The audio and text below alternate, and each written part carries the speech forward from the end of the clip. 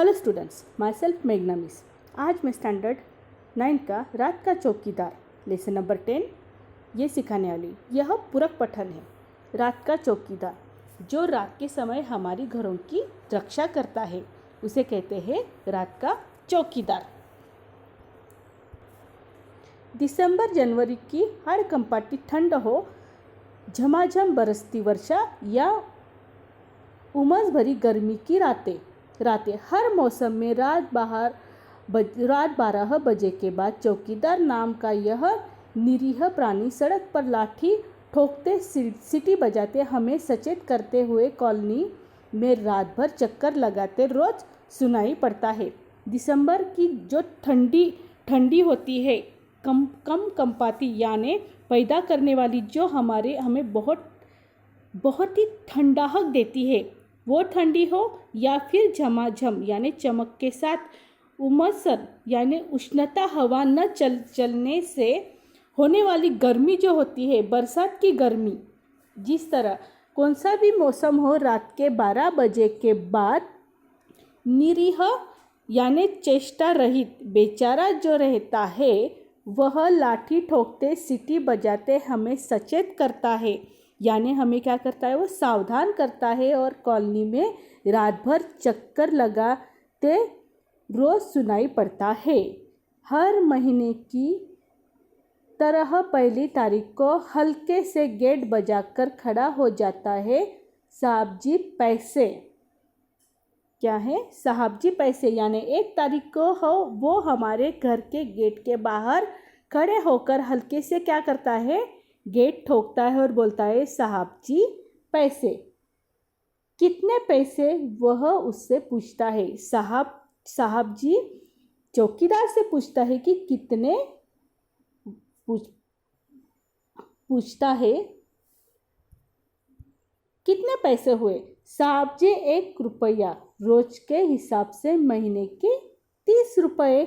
आपको तो मालूम ही है, यानी वो कितना लेता है, दिन का 1 रुपया और महीने के कितने हो जाते हैं, 30 रुपये, मीन्स 30 रुपीज़। अच्छा एक बात बताओ बहादुर, महीने में तुम्हें कितने घरों से पैसे मिल जाते हैं? अभी साहब जी है जो बहादुर करके जो चौकीदार है उससे कुछ सवाल पूछ रहा है कि महीने में तुम्हें कितने घरों से पैसे मिल जाते हैं। बहादुर बोलता है साहब जी यह पक्का नहीं है, कभी 60 घरों से, कभी 50 से, तीजे त्योहार पर बाकी घरों से भी कभी कुछ मिल जाता है। यानी जो त्योहार यानी उत्सव होता है उनसे भी कुछ घरों से मिल जाता है। कभी कभी उसको 16 यानी 60 यानी 16 घरों से, 50 यानी 50 घरों से तो मिल जाते हैं।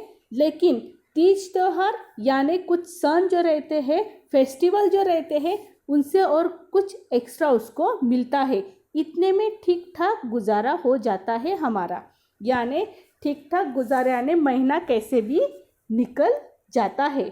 पर कॉलोनी में तो 100-125 से भी अधिक घर है।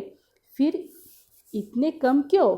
कॉलोनी में कितने घर है? से 125 यानी 100 से ऊपर जो है घर है। तो फिर तुम्हें इतने ही घरों से क्यों पैसे मिलते हैं? ये साहब जी बहादुर से बोलते हैं। तो फिर तुम उनके घर के सामने सीटी बजाकर चौकसी रखते हो कि नहीं? उसने पूछा। किसने? कि साहब जी ने बहादुर से पूछा कि जिन घरों से तुम्हें पैसे नहीं मिलता तो उन घरों की चौकसी करते हो क्या? बहादुर बोलता है जी साहब जी, चौकसी रखना तो मेरी जिम्मेदारी है, उसकी क्या है, रिस्पॉन्सिबिलिटी है। ये बहादुर बोलता है मैं केवल पैसों के लिए काम नहीं करता, फिर उनकी चौकसी रखना तो और ज़रूरी हो जाना है। भगवान नहीं करे यदि उनके घर चोरी वोरी की घटना हो जाए तो पुलिस तो फिर भी हमसे पूछेगी ना। क्या हो जाता है, जिन घरों से बहादुर को पैसा नहीं मिलता है फिर भी बहादुर क्या बोल रहा है वहाँ पे कि यह मेरी जिम्मेदारी है कि उनके घरों की भी रक्षा करना है। अगर उन घरों में चोरी वोरी हो जाती है तो पुलिस पहले किसको बोलेगी या फिर पूछताछ करेगी? बहादुर से, और वे भी हम पर झूठा आरोप लगा सकते हैं कि पैसे नहीं देते इसलिए चौकीदार ने ही चोरी करवा दी। ऐसा पहले मेरे साथ हो चुका है साहब जी। क्या हो जाता है? जिन घरों में अगर चोरी हो जाती है तो पहला इल्ज़ाम किस पे? चौकीदार पे लगता है। यह बहादुर का मानना है। और वैसा जो है बहादुर के साथ ये पहले हो चुका है। बहादुर साहब जी से कहते हैं, अच्छा यह बताओ, रात में अकेले घूमते तुम्हें डर नहीं लगता? डर क्यों नहीं लगता साहब जी? दुनिया में जितने जिंदा जीव है सबको किसी ना किसी से डर लगता है। बड़े आदमी को डर लगता है तो फिर हम तो बहुत छोटे आदमी हैं। कई बार नशे पत्ते वाले और गुंडे बदमाशों से मारपीट भी हो जाती है।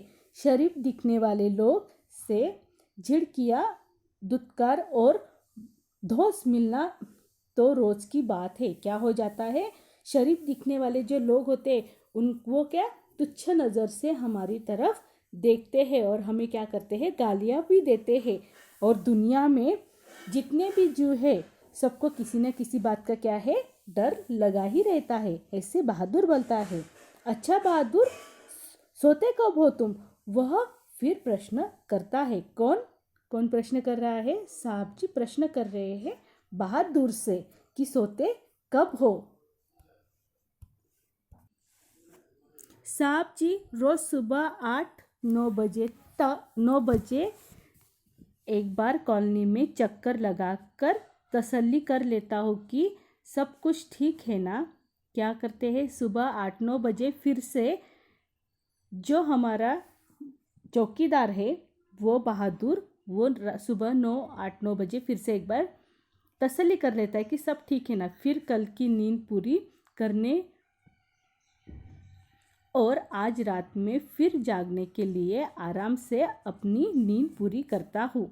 अच्छा साहब जी, अब आप पैसे दे देते हो, मैं अगले घर जाऊँ?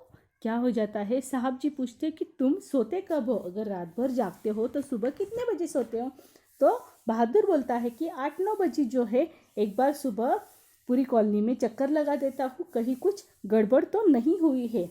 यह बोलने के बाद बहादुर बोलता है कि साहब जी आप मुझे पैसे दे रहे हो, आपके पैसे मिल जाने के बाद मुझे क्या है? अगले घर जाना है। अरे भाई अभी तुमने ही कहा कि जो पैसे नहीं देते उनका ध्यान तुम्हें ज़्यादा रखना पड़ता है, तो अब से मेरे घर की चौकसी भी तुम्हें बिना पैसों के करनी होगी, समझे?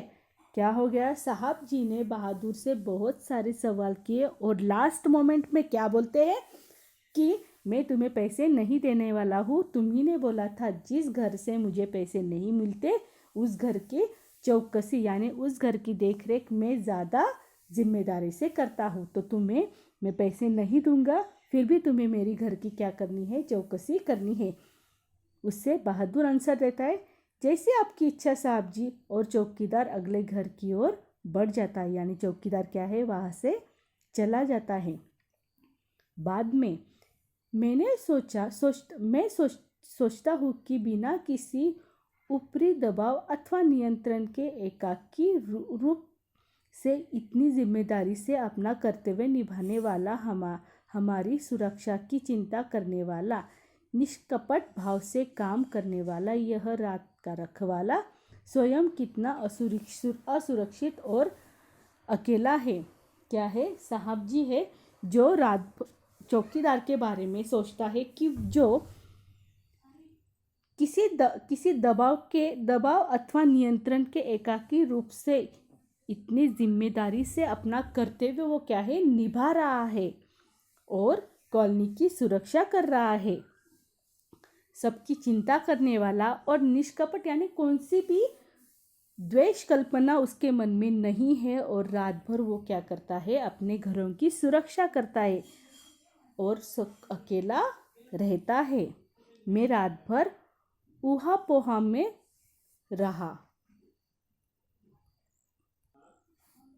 ऊहा पोहा यानी उधेड़ बुन। रात भर मैं सोचता रहा उसके बारे में जो हमारी घरों की रक्षा करता है। ठीक से नींद भी नहीं आई। किसको? साहब जी को रात भर ठीक से नींद भी नहीं। सवेरे उठने तक मैं निर्णय ले चुका था, यानी उन्होंने कुछ तो डिसीजन लिया था बहादुर के बारे में। मैंने चौकीदार को बुलाया। किसे? बहादुर को बुलाया। उससे कहा, मेरे घर की चौकसी करने का तुम्हें पूरा मेहनताना मिलेगा। यानी पूरा मेहनताना यानी क्या है? परिश्रम। जो धन किसी को कुछ परिश्रम करने पर मिलता है, यानी मेहनताना मीन्स क्या है? इंग्लिश में इसको बोलते पेमेंट।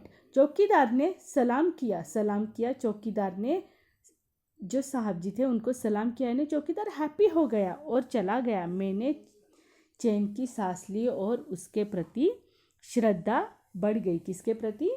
श्रद्धा बढ़ गई। किसके? किसी के प्रति होने वाली आदर की भावना, यानी साहब जी को चौकीदार के बारे में क्या हो गई थी? आदर की भावना निर्माण हो गई थी उनके दिल में।